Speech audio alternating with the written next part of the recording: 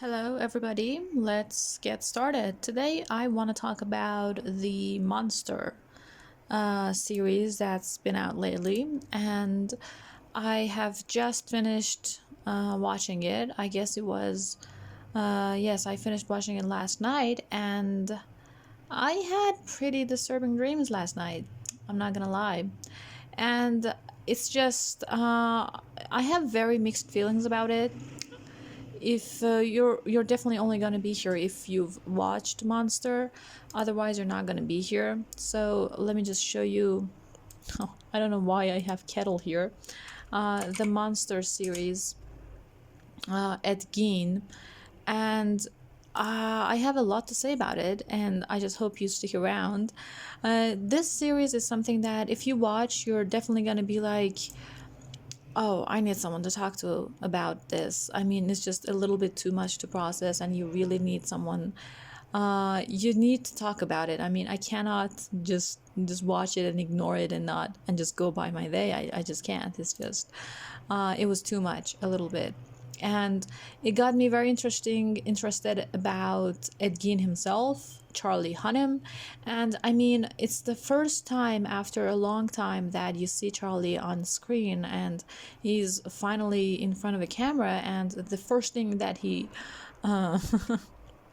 decides to play is this Ed Gein story. I mean, come on, Charlie. I mean, you shouldn't have done it. I mean, the first thought I had was, and the first scene in the movie is the scene where he's, I guess I can find it here, Ed Gein Monster.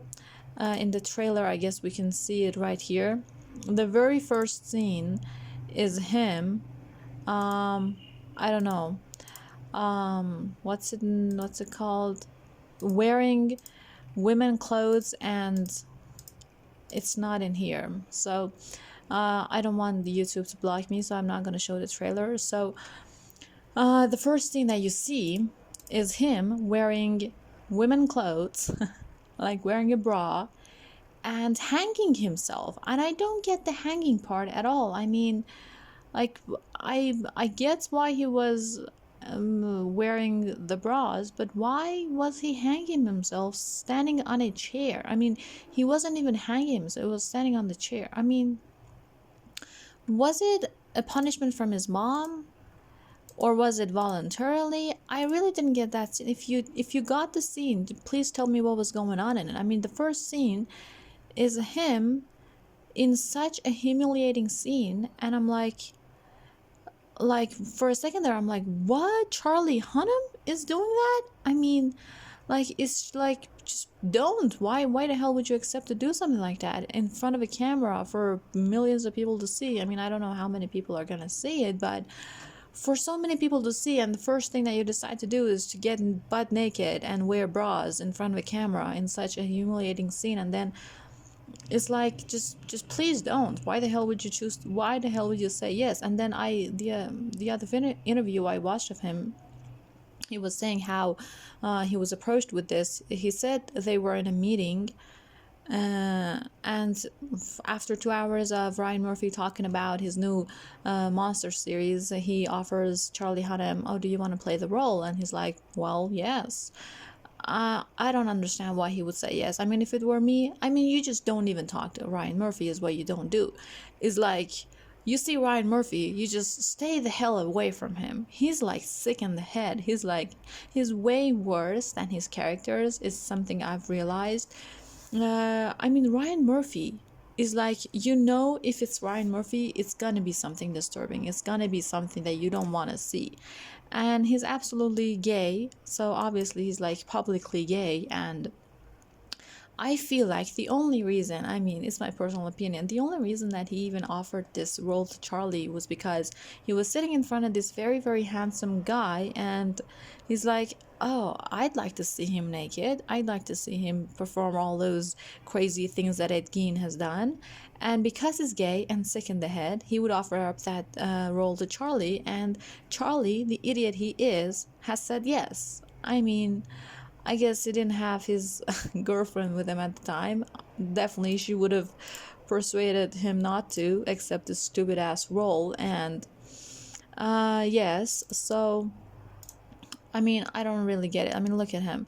And something from his face that I've realized is he always has a mustache and a beard, and it kind of makes his lips look cute. But in the movie, he doesn't have a mustache, like clean shaved, and his lips seem a little bit different and a little bit more disturbing. And I guess it's because of the character too. But in real life, he's a lot better looking than in the movie. And there was some makeup that they did with his eye. There was this thing that they did, that they put something up his eye so that it gives him a very creepy look. I mean, let me search it up real quick.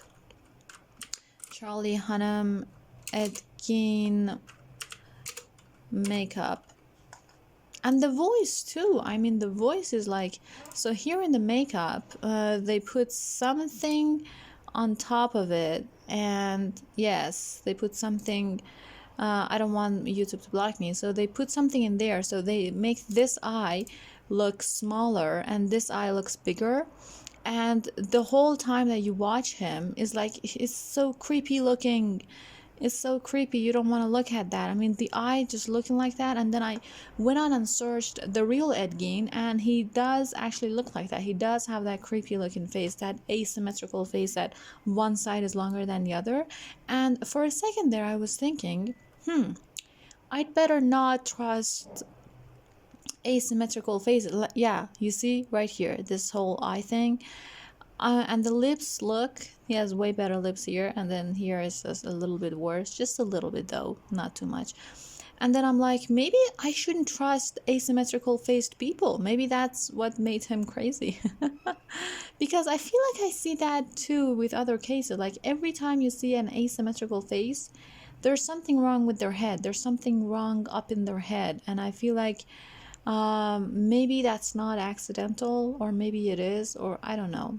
I mean, in real life, it's so symmetrical, it's so cute and so lovely. He does himself have a little bit of an eyebrow shift there. He himself is not too symmetrical either, but he's a lot better than the real Ed Gein. So, for example, if we go to the actual Ed Gein look, and I search his voice too, his look, that's his face. So you see the one eye is lower than the other. That's clearly like, and he looks a lot like Charlie Hunnam too. I mean, I feel like maybe Ryan Murphy meeting Charlie in that meeting was not a total accident. I mean, Charlie himself says it was a general meeting just to get to know each other. But I mean, why would you be in a meeting with Ryan Murphy, a guy that's so sick? And I'm thinking maybe it wasn't quite accidental. He does look a lot like Charlie, and Ryan Murphy might have actually picked him up beforehand and then talked to him about it. And yeah, but the voice, I searched the voice. He talks very normally. He doesn't talk soft or kind or anything.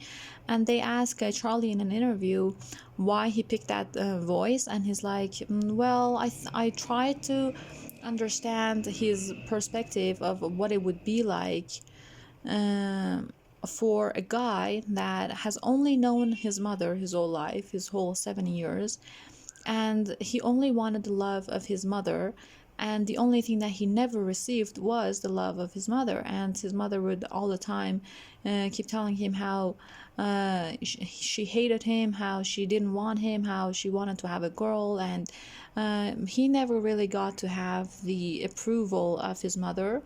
So the innocence of, and how he thought he should have been a girl. So in Charlie Hunnam's mind, he's like, well, I'm gonna do this soft girly voice because that's what I picture him to be. That's what I picture when I want to picture him, his worldview, and I want to understand him. That's what I see. So it was, I guess, Charlie's invention, not really the truth about him. I mean, maybe he does talk a little bit soft, but he doesn't have that girly voice that Charlie has in the movie. So that wasn't real. That wasn't the chair with the nipple on it. Oh my god. So yes, that was his invention. And the makeup I told you about, and the asymmetry of the face, and then the whole thing, the whole psychology of Ed Gein was sort of interesting to me to learn what it was that made him like that. I'm going to all sorts of wrong pages. That's not where I want to go. I want to search Ed Gein himself, like his psychology, and there's this guy explaining him that why it happened, why it was that he became so sick. They say it's mostly because of a lot of the, well, not this guy, there was the other video, I can't quite find it right now. Yes, this video, this guy was explaining it, was very good at explaining it. If you want to check it out, check this video out. And he's like, well, there was a lot of sexual suppression by his mother, and he wasn't even allowed to think of other women. It was thought to be so shameful, and his mother brought him up with this great sense of shame around sex with him. And it's like and sexual suppression in that extreme always leads to well, the desire doesn't go away, obviously, as we know from some like Freudian psychology or whatever. The desire doesn't go away, it just gets suppressed and becomes a shadow. So then it comes out in way worse faces than it might have come out if it weren't suppressed, if it was suppressed in a normal, healthy way, if it was expressed in a normal, healthy way, not suppressed.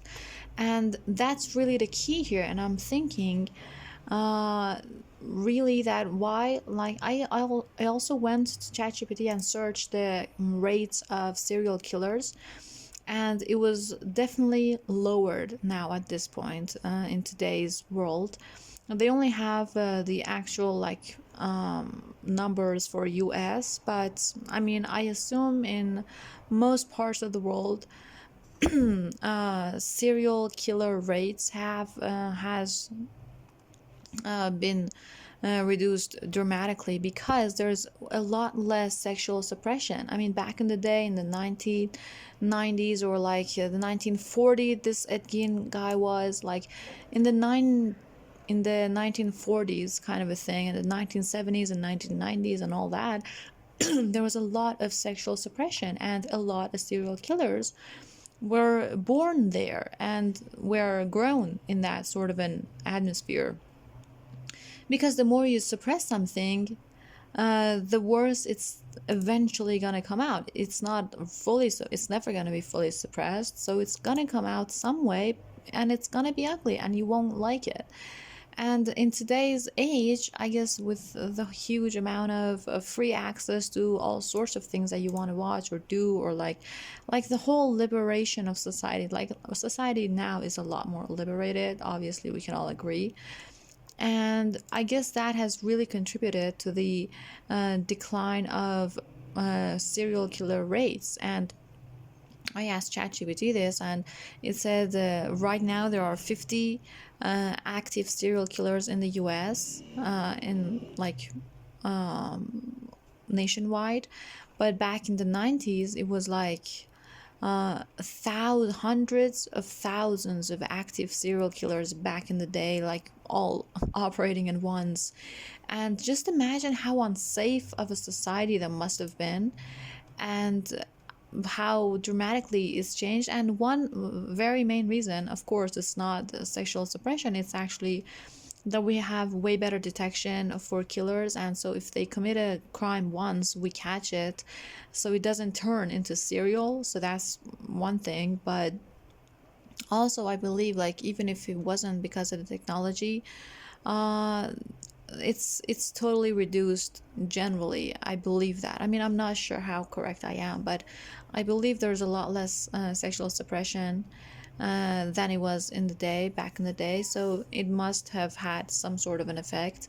And with this Ed Gein guy, it was like he wasn't even allowed to masturbate, or like his mother controlled him so much, to such an extent that it just all became so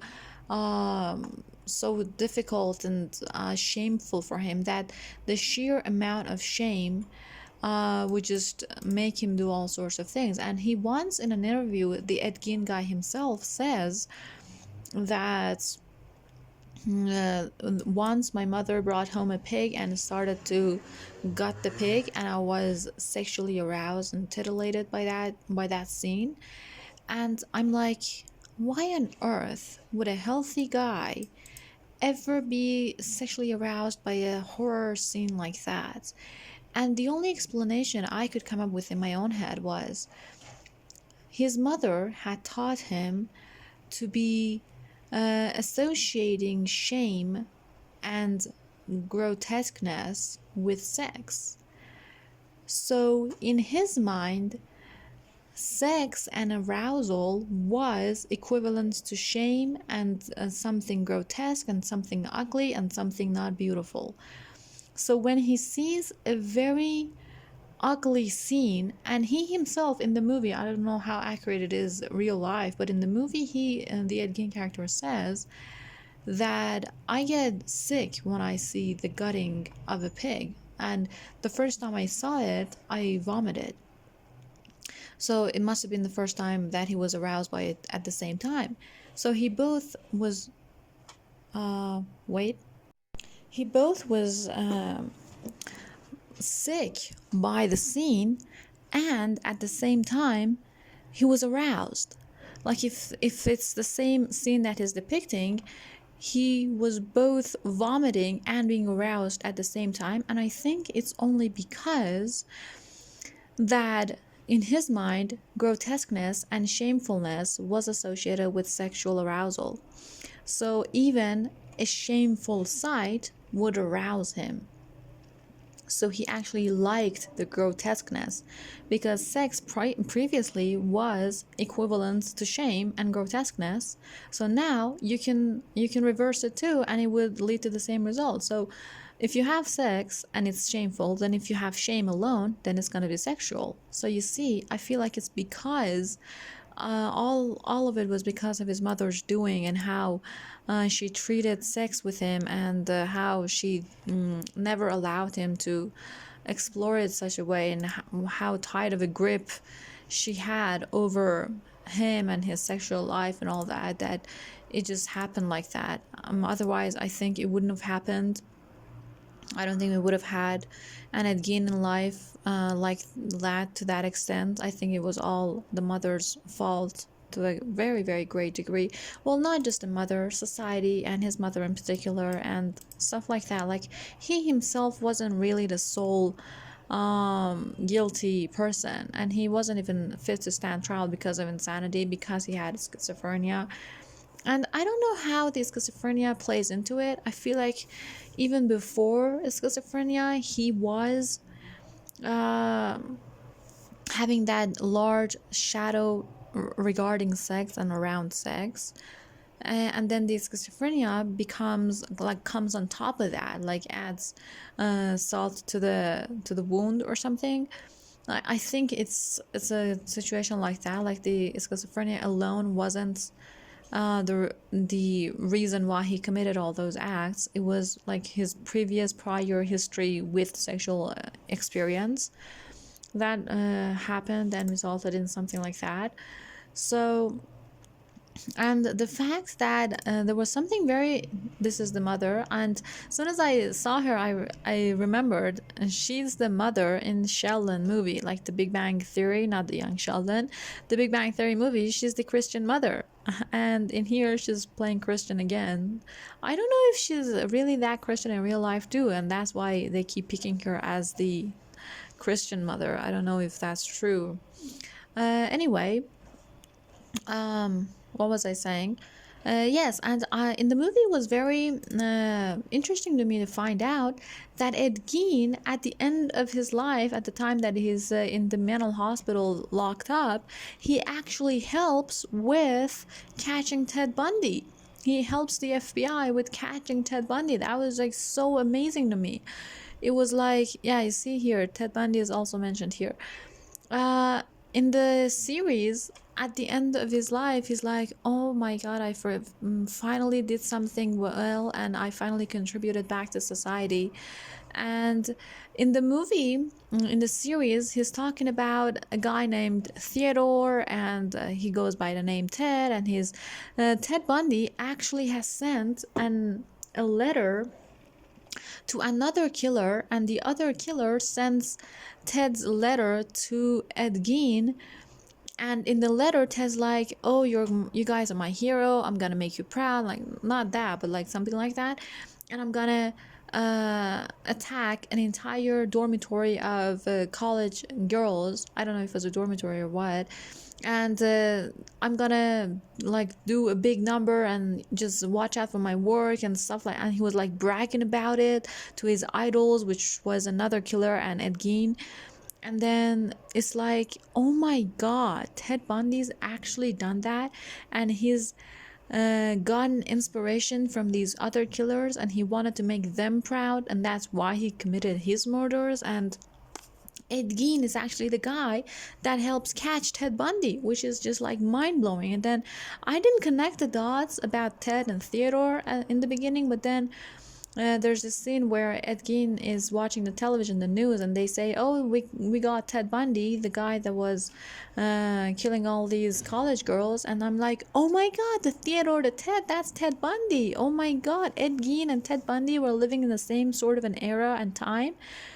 And that was just so amazing. I did not even know that. And the fact that so many, you see, when in time in a particular history time in history, there are, for example, all types of great scientists living together at that time.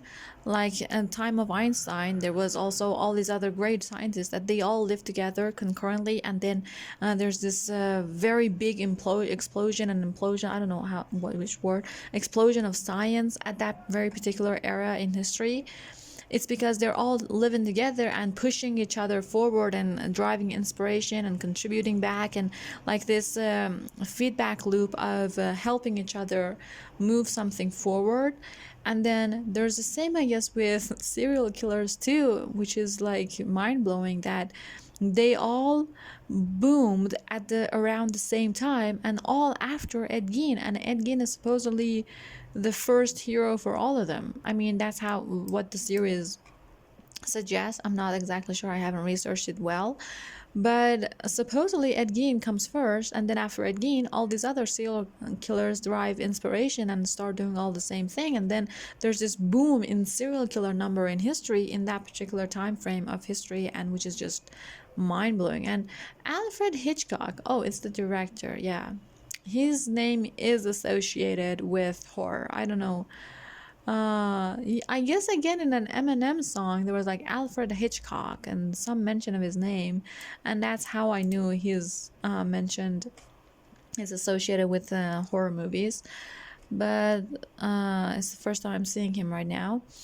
So yes, Ed Gein actually helps with catching Ted Bundy. And the question now that comes up is, did Ted Bundy do it just because he was sick in a different way and wanted to like become famous through that and like glamorize his killings because his heroes were these serial killers? Like, was it because of a power play between him and other serial killers that he did this, or was it that he was sick in his own way too? Like, was Ted Bundy also schizophrenic, or was he also sexually suppressed? Like, was it just because he was a different type of crazy that wanted to like show off to his idol serial killers, and that's why he did it?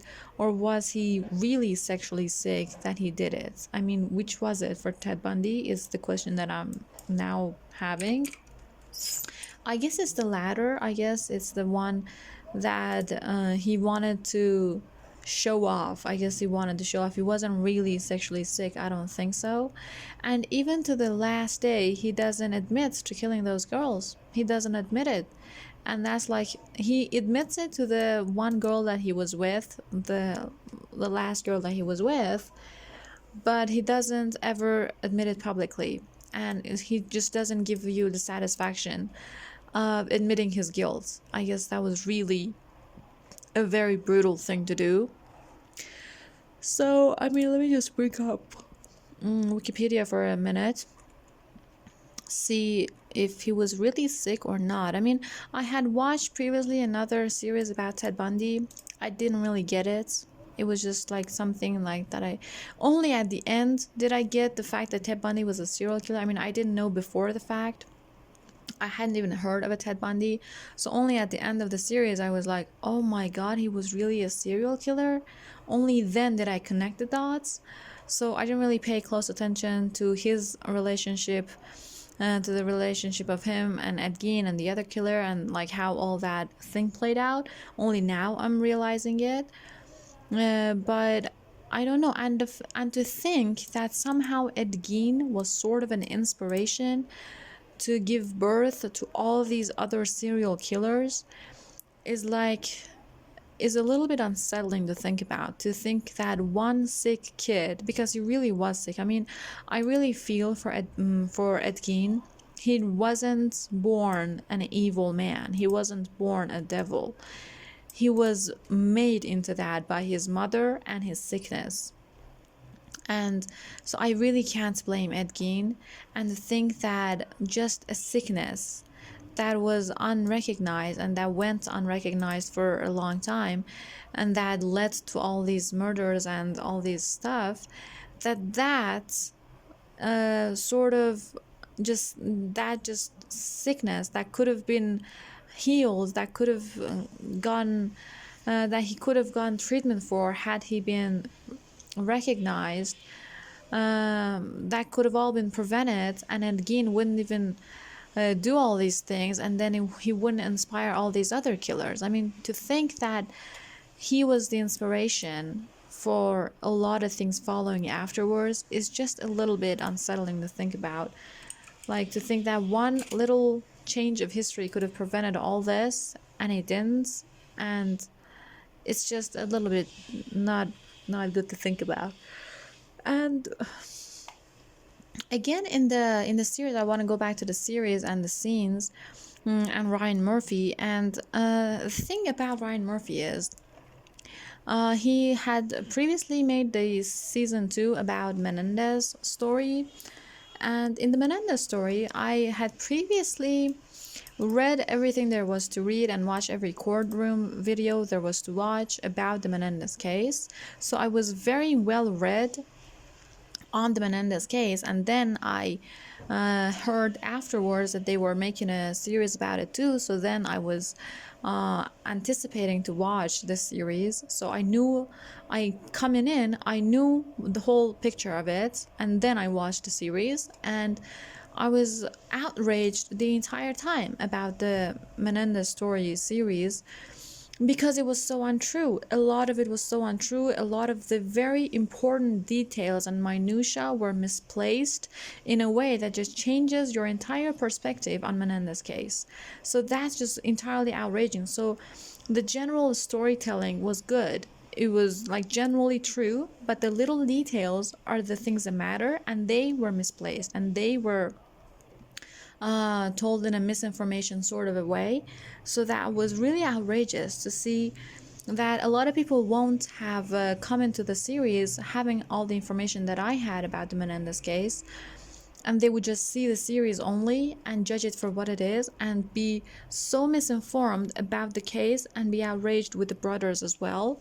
So and I was like, oh my God, a movie player, a movie maker, kind of like a Ryan Murphy, can spread so much misinformation so easily to so many people, and you wouldn't even know it. If you just watched the movie, you wouldn't even know it.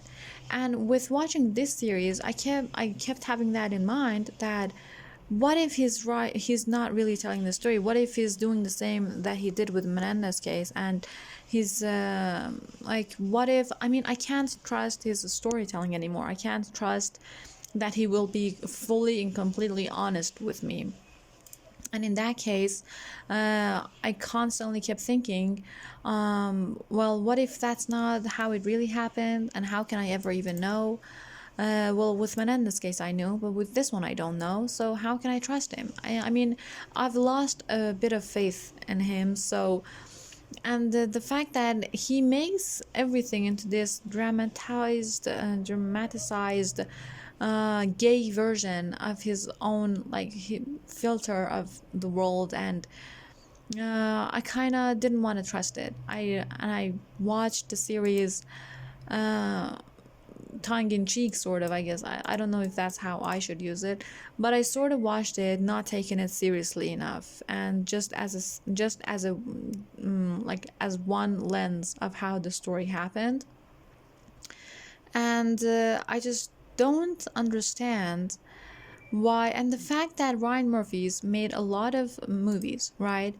And the only ones that I've ever seen are the Monster series, and none of these other ones.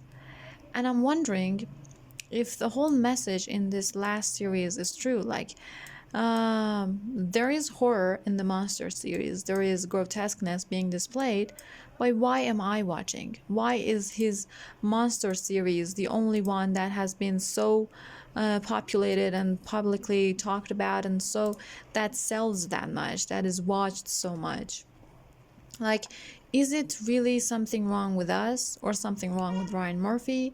Like, which is it? Like, is him making this making us like it, or we liking it beforehand makes him prone, or like gives him incentive to make a series like that so that it will sell, that it will be watched?